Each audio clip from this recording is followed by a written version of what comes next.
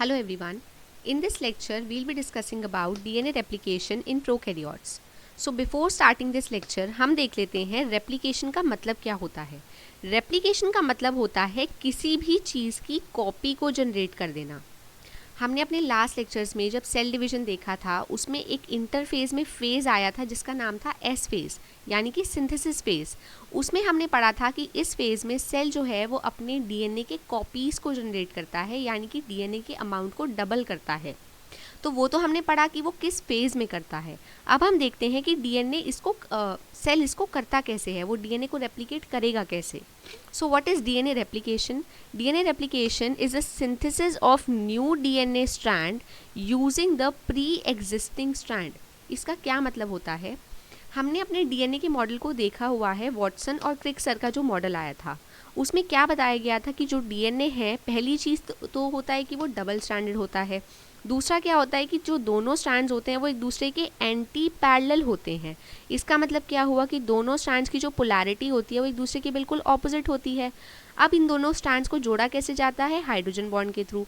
तो हमें अगर डीएनए को डुप्लीकेट करना है तो हमें सबसे पहले इसके हाइड्रोजन बॉन्ड्स को ब्रेक करना पड़ेगा और इस डीएनए को कुछ इस तरीके से दिखाना पड़ेगा. अब क्या होगा, ये जो हमारे पुराने डीएनए स्ट्रैंड्स हैं जिन्हें आप कहते हो पेरेंटल डीएनए, जो पेरेंटल डीएनए के स्ट्रैंड्स हैं वो कैसे एक्ट करेंगे? वो टेम्पलेट की तरह एक्ट करेंगे और उनके ऊपर न्यू स्ट्रैंड का सिंथेसिस कर दिया जाएगा. तो जिस स्ट्रैंड को यूज़ करके हम नया डीएनए बनाते हैं उसे कहते हैं टेम्पलेट स्ट्रैंड, और जो न्यू डीएनए का फॉर्मेशन होता है, जो न्यू डीएनए स्ट्रैंड बनता है उसे हम कहते हैं डॉटर स्ट्रैंड. तो ये हुआ डीएनए रेप्लिकेशन का प्रोसेस. अब आते हैं कि इसको सेमी कंजर्वेटिव क्यों कहा जाता है इन नेचर. इसको सेमी कंजर्वेटिव इसलिए कहा जाता है क्योंकि कभी भी अगर डीएनए का रेप्लिकेशन होगा तो हाफ ऑफ द डीएनए जो है वो पेरेंट से ही आता है हमेशा. आप यहाँ ध्यान से देखो, हमारे पास पेरेंटल डीएनए था. पेरेंटल डीएनए के दोनों स्ट्रैंड्स को यूज़ करके, यहाँ पे भी हमारे पास टेम्पलेट स्ट्रैंड है, इसको यूज़ करके हमने डॉटर स्ट्रैंड को जनरेट किया. लेकिन दोनों ही डीएनए के मॉलिक्यूल जो हमारे पास आए हैं, ये मॉलिक्यूल 1 है और ये मॉलिक्यूल 2 है, दोनों में ही हमें पेरेंटल स्ट्रैंड्स भी दिखाई दे रहे हैं. यानी कि पेरेंट का कुछ डीएनए जो है वो कंजर्व हुआ है. So that is why it is known as semi conservative in nature. यानी कि पेरेंटल डीएनए जो है वो हाफ कंजर्व्ड रहता है हमेशा. और थर्ड पॉइंट है कि हमेशा जो सिंथेसिस होगी it is going to take place from 5 prime to 3 prime direction.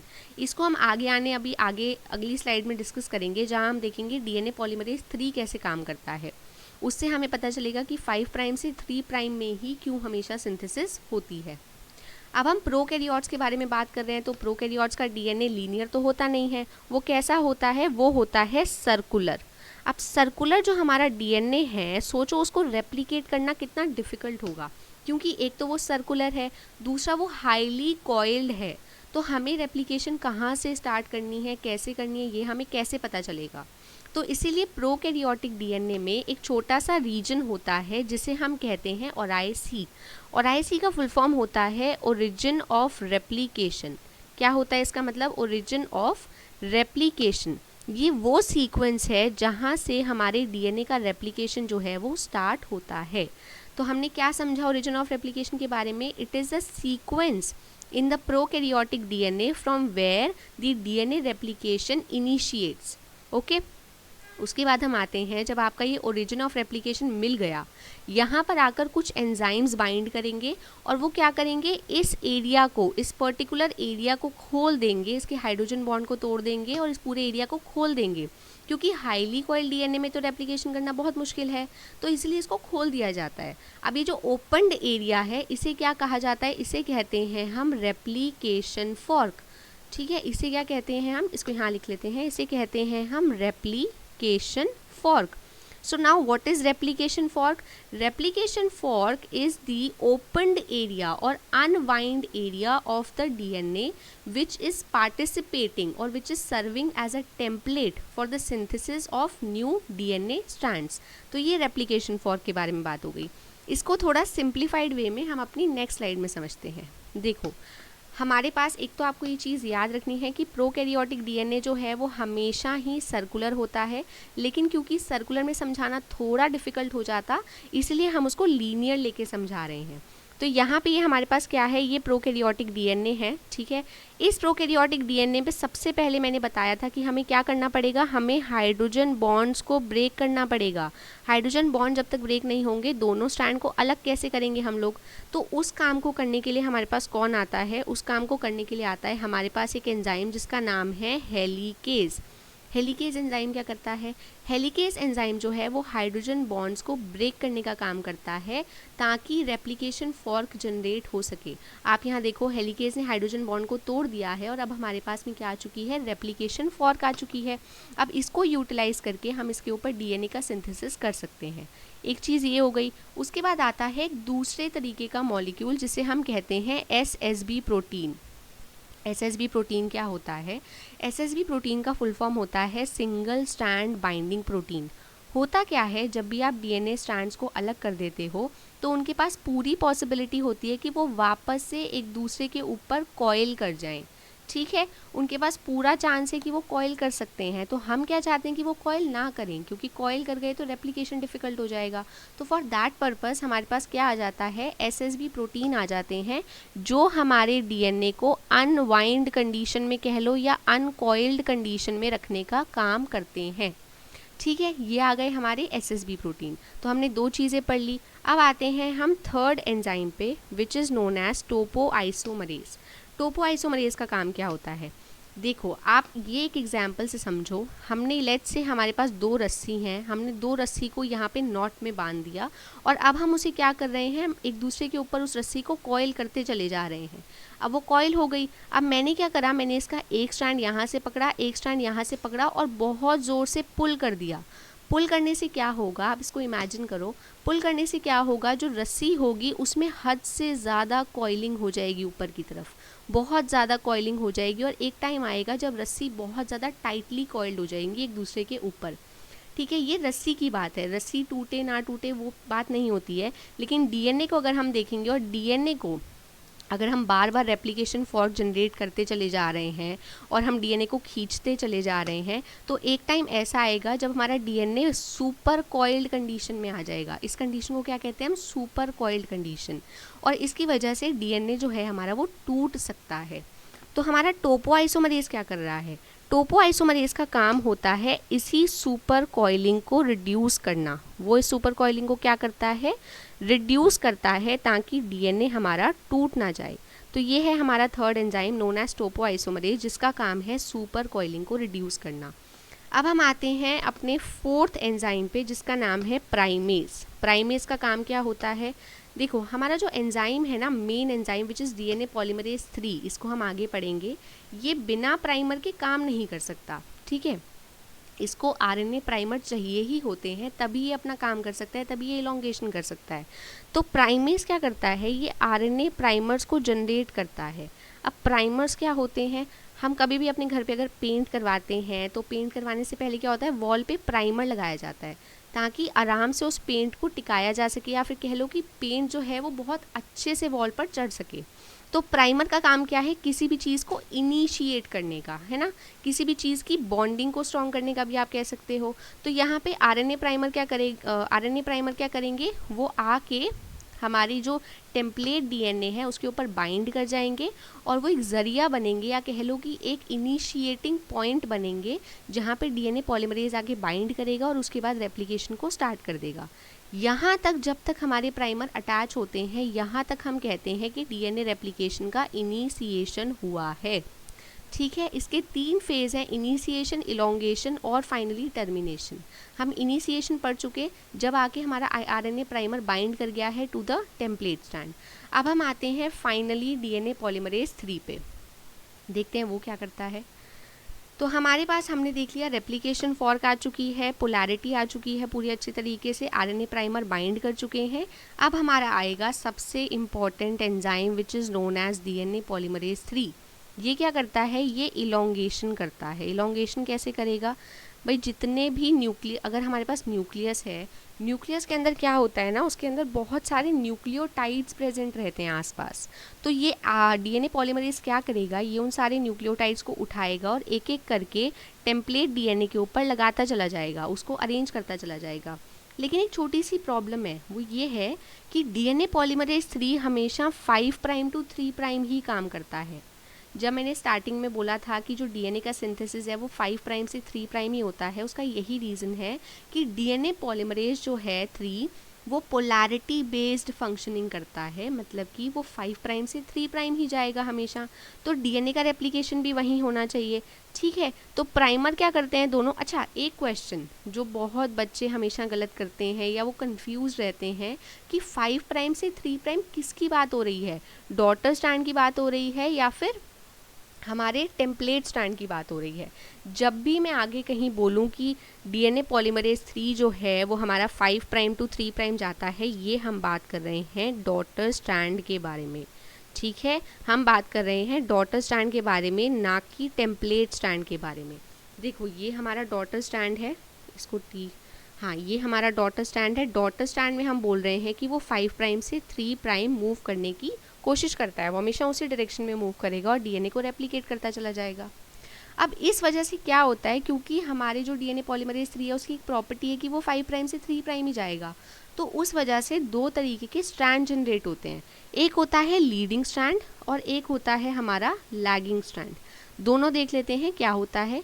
Leading strand होता है हमारा ये वाला स्ट्रैंड, जहाँ पे हम देख रहे हैं, जहाँ पे जो टेम्पलेट स्ट्रैंड है वो 3 प्राइम से 5 प्राइम है, ठीक है। इसमें थोड़ा सा आपको ध्यान से देखना पड़ेगा, ये कभी कभी कंफ्यूजिंग हो जाता है। हमारे पास जो टेम्पलेट स्ट्रैंड है, जहाँ पे टेम्पलेट स्ट्रैंड 3 प्राइम से 5 प्राइम की तरफ होता है, टेम्पलेट स्ट्रैंड, इसको दोबारा लिखते हैं एक सेकेंड।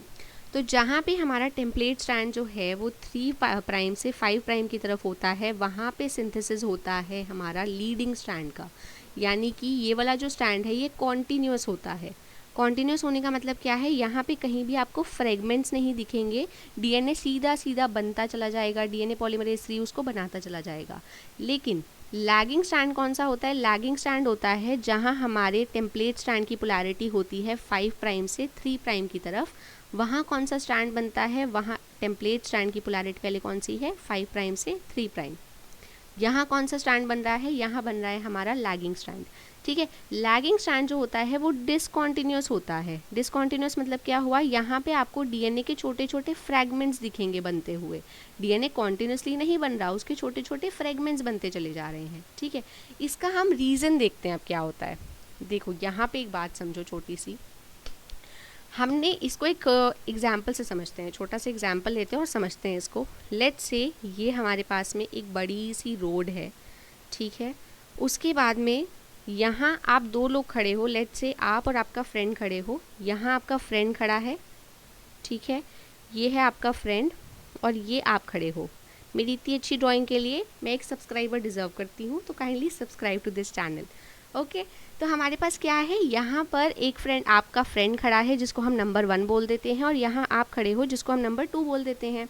अब आप दोनों को बोला गया कि आपको ऑपोजिट डायरेक्शंस में रोड पे चौक से लाइन बनानी है, तो आप कैसे स्टार्ट करोगे, आप स्टार्ट करोगे इस डायरेक्शन से इस डायरेक्शन की तरफ, ठीक है, क्योंकि बोला गया कि ऑपोजिट जाना है। और आपका फ्रेंड क्या कर रहा है, वो यहाँ से यहाँ जा रहा है। पहले हमने क्या किया, एक छोटा सा बैरियर लगा दिया, हमने बोला कि लाइन जो है वो सिर्फ इस बैरियर तक ही बननी चाहिए, इससे आगे नहीं जानी चाहिए।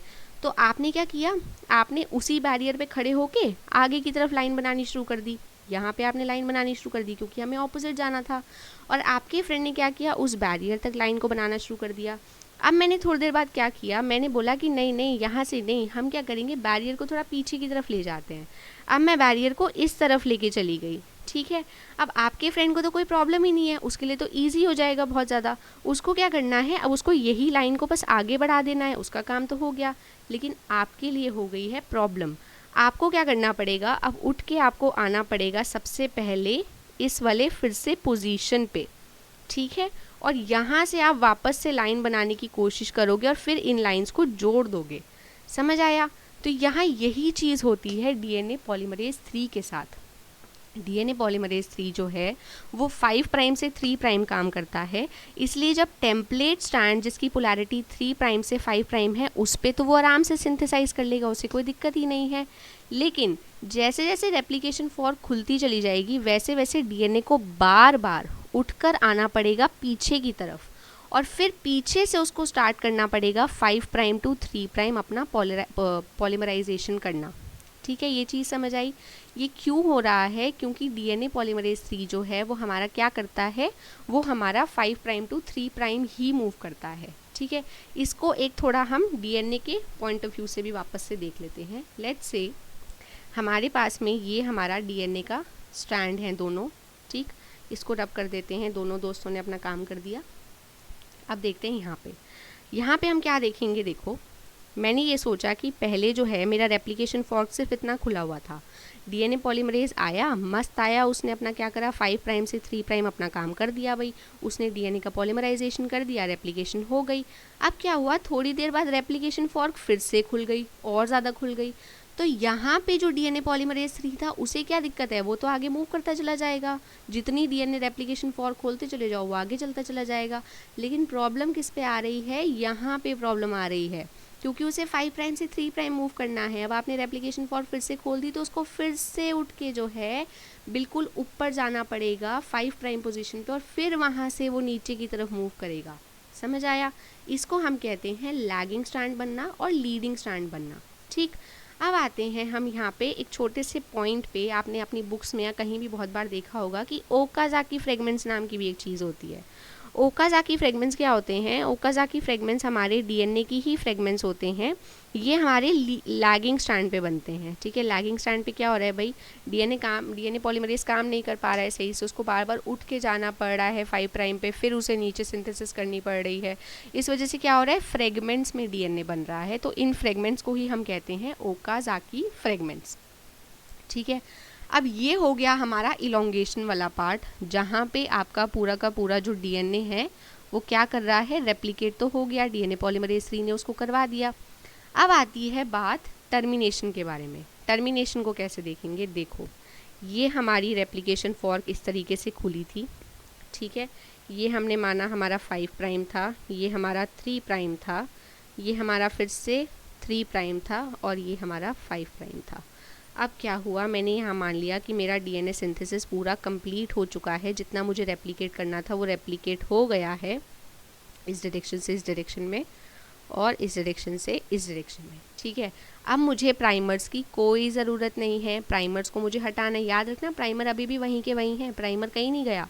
ठीक है, प्राइमर वहीं है बिल्कुल। तो प्राइमर अब मुझे हटाना है। अब मैं क्या करूँगी प्राइमर को हटाने के लिए? अब आता है भागता भागता एक और डीएनए पॉलीमरेज जिसका नाम है डीएनए पॉलीमरेज 1। डीएनए पॉलीमरेज 1 का क्या काम है? ये एक बहुत ही अच्छा एंजाइम है, इसको कोई मतलब नहीं है प्राइमर है कि नहीं है। ये क्या कर सकता है, डीएनए पॉलीमरेज 1 यहाँ पे आके आपके प्राइमर्स को रिमूव कर देगा और ये डीएनए को पॉलीमराइज कर देगा बिना प्राइमर के। यानी कि लेट्स से अगर डीएनए पॉलीमरेज 1 आ जाता है तो वो क्या कर रहा है, यहाँ से प्राइमर को हटा रहा है। उसने यहाँ से और यहाँ से प्राइमर को हटा दिया। ठीक है, यहाँ से तो डीएनए स्ट्रैंड ही हट गया। उसने क्या करा, प्राइमर को हटा दिया। अब उसने क्या करा, बाद में यहाँ से लेके यहाँ तक डीएनए का स्ट्रैंड फिर से बना दिया पूरा का पूरा। तो ये काम कर रहा है डीएनए पॉलीमरेज 1। तो हम क्या बोलते हैं, डीएनए पॉलीमरेज 1 का क्या काम है भाई? एक तो वो आरएनए प्राइमर्स को हटा रहा है और बाकी आरएनए प्राइमर के पास में जो डीएनए स्ट्रैंड नहीं बना था वो स्ट्रैंड को कंप्लीट कर रहा है। फिर लास्ट में आता है एक और एंजाइम जिसका नाम क्या है, लाइगेज एंजाइम। लाइगेज एंजाइम का काम क्या है? लाइगेज जो है ना, लाइगेशन करता है। लाइगेशन का मतलब होता है जोड़ना किसी भी चीज़ को। ठीक है, दो चीज़ों को जोड़ने का काम करता है। तो लाइगेज करेगा क्या, ये जो ओकाजाकी फ्रेगमेंट्स हमारे बन गए थे ना लैगिंग स्ट्रैंड पे, ये उनको जोड़ने का काम करेगा। तो ये क्या करता है, ओकाजाकी फ्रेगमेंट्स जो हैं उन्हें जोड़ने का काम करता है।